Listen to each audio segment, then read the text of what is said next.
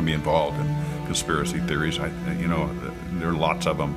They can go on. We can speculate on that forever. What we really need to know is how those buildings came down.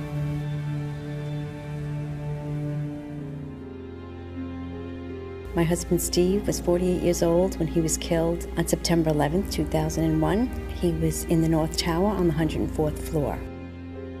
There are so many unanswered questions, and that's scary to me. We never had answers. Nobody ever stopped to have a scientific investigation. A scientific investigation. A scientific investigation. Tribute lights in the New York skyline. An annual memorial to the lives lost on 9/11. Yet there's still more light that needs to shine, revealing truths that their family members deserve to know. September 11th, 2001, a day that changed history. 4 planes went silent and off course. 2 of those planes crashed into the World Trade Center Twin Towers. Several columns were severed, and the jet fuel ignited fires that spread over several floors. About an hour later, millions watched in shock as both towers were suddenly and rapidly destroyed, killing almost 3,000 people, for whom truth and justice may have yet to be served. Hi, I'm Richard Gage, AIA, licensed architect of over 20 years and member of the American Institute of Architects. I'm founder of Architects and Engineers for 9/11 Truth, a non-profit organization of well over 1,000 technical and building professionals. According to official government reports, the fires weakened the structural steel framing of both twin towers, leading to sudden, progressive, and total collapses. Unknown to most people, a third steel frame high-rise, World Trade Center 7, was also destroyed.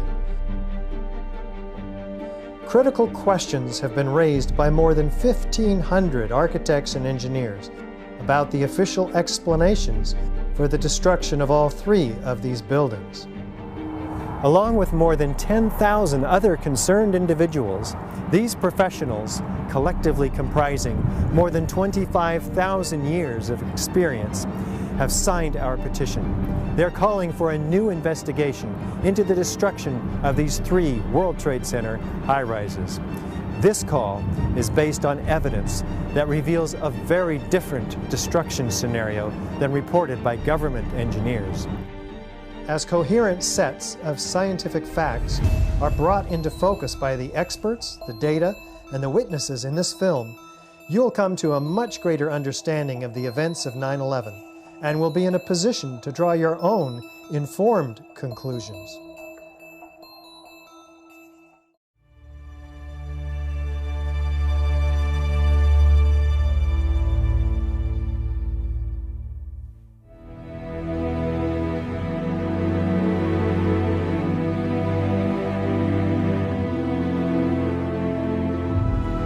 The new World Trade Center Building 7 looms above the site of its original.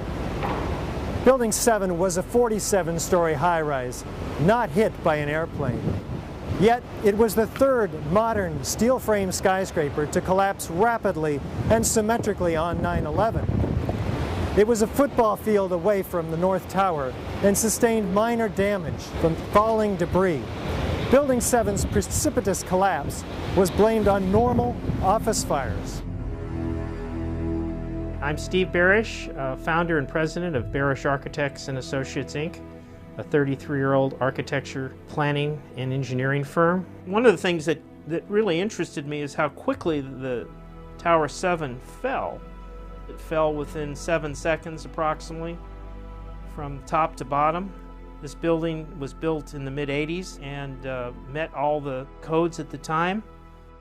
From about 1965 until about 1985, most of my experience has been in high-rise, multi-story steel buildings. NIST would have us to believe that these were was a typical office fire, scattered office fires, if you will, that brought this building down. Since the mid-60s, I've tried to follow high-rise fires because they're something we worry a lot about as we design these buildings. And I'm not aware of any high-rise building that have come down as a result of fires. The coup de grace for me was when I found out that Building 7 had collapsed later that day, and when I saw Building 7 come down. To me, the fact that it looks like a perfect controlled demolition of an intact building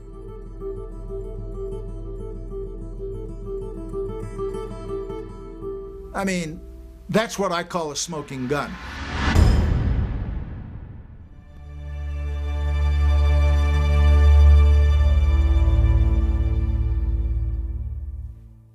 Was the structural steel from World Trade Center 7 preserved, documented, analyzed according to standard procedures for investigating engineering failures? 400 truckloads per day of material were taken away from the World Trade Center site and sent to China for recycling. There were laws violated in the destruction of that evidence. And for the American Society of Civil Engineers to ignore those events is extremely disturbing and is a violation, in my opinion, of their professional code of ethics. It was contrary to the way all investigations are done. If an airplane crashes, they seal off the entire area, nobody touches anything, they move it to a secure location, and they reconstruct an aircraft. Normally, when you have a structural failure, you carefully go through the debris field, looking at each item, photographing every beam as it collapsed and every column where it is in the ground, and you pick them up very carefully and you look at each element. We were unable to do that in the case of Tower 7. You can't do science when you are deprived of the evidence and when your hypothesis is the least valid instead of the most likely. When the most likely hypothesis in the case of Building 7 wasn't even mentioned. This is not science. It's trying to prove preconceived ideas.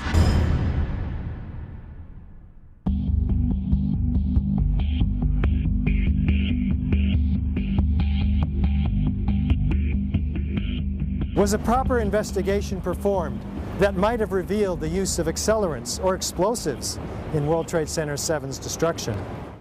NIST concedes that they found no evidence for explosives. So then we asked them, well, did you look? And they said, no, we did not look for explosives or residues of explosives. Big explosion. Blew us back into the 8th floor. I'm okay, all right? Here, hold on. You want to call your mother or something? Just the fact that there were explosions means they need to be investigated. Keep your eye on that building. It'll be coming down. The building is about to blow up. Moving back. We are walking back. There's a building about to blow up. We don't have the real story on what happened because there wasn't a proper investigation done.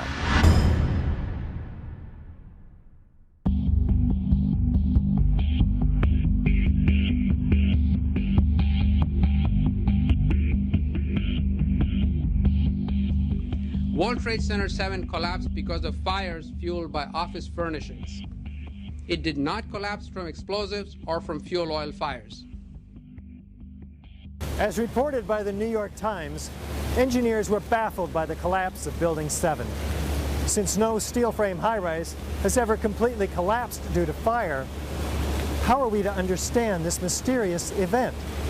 High-rise buildings simply do not collapse due to fire.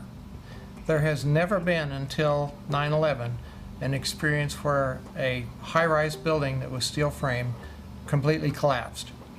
There have been fires burned longer in similar structures without any collapse.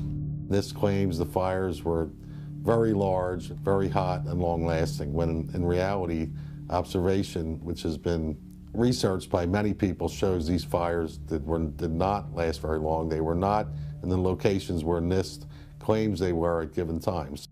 I'm a fellow of the American Institute of Architects. For the 40-plus years that I've been practicing architecture, I have designed a variety of buildings from small houses to high-rise office buildings. Some of the high-rises that I've worked on are 1 shell and 2 shell here in Houston. I was project manager for a 22-story office building in Akron, Ohio. Later in the day, when World Trade Center 7 collapsed, they had already showed us pictures of a few fires in that building, and I mean, they weren't even raging. And how could that cause a building to collapse as if it were imploded? Couldn't happen.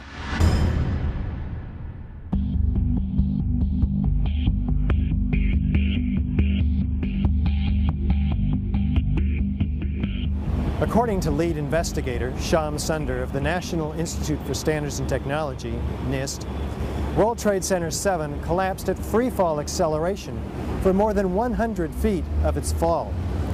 What does the speed of the collapse reveal to us? Essentially, in less than 7 seconds, Tower 7 came down upon itself. It's just like taking your car keys out and just dropping them. That's how fast the building came down, for over 100 feet. And the only way you can get that is when there's zero resistance.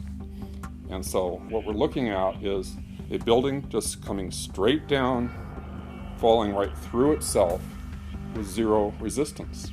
Buildings don't have zero resistance, which is why you feel comfortable walking into a building.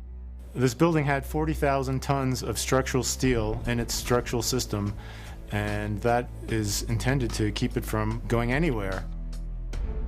NIST is telling us that the building below it ceased to exist for the first few seconds of the collapse of the building. Well, things in physics just don't cease to exist and cease to resist the forces that are on them. The building didn't disappear so the building can fall for 100 feet at free fall speed. That's impossible. That's a violation of the fundamental law of physics that says that for every action there's an equal and opposite reaction. If floors fall, they tend to fall and are braced by the floor directly beneath it, and there's some delay there. Because of redundancy, because of all the other columns in the building that were not affected. Even if a floor were to collapse, it still wouldn't be able to collapse all of the connections simultaneously at the rate that it did without secondary explosions.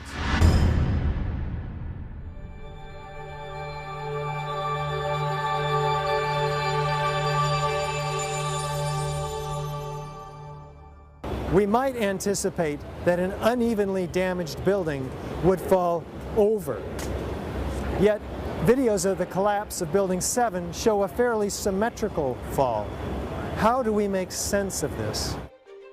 If the buildings had come down by fire, we would have seen a more natural progression of collapse. And clearly a more asymmetrical pattern should have been present. The symmetry is the smoking gun. It cannot happen that when you have asymmetric damage, you will get a perfectly symmetrical collapse. The exterior columns on the outside as well as on the inside at the bottom would have to be severed almost at the same time. I worked for Controlled Demolition Incorporated, CDI, the top-rated explosive demolition firm in the world. What I saw, it was a classic implosion. The center of the core, the penthouse area, starts to move first, and then the building follows along with it.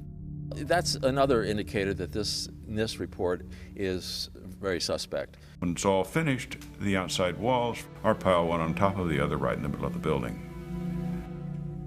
Just like a house of cards if it were coming down. According to NIST, the failure occurred at column 79 on level 12. This means basically they're talking about a single columnar collapse or failure that resulted in a total collapse of the building. That just does not make any sense.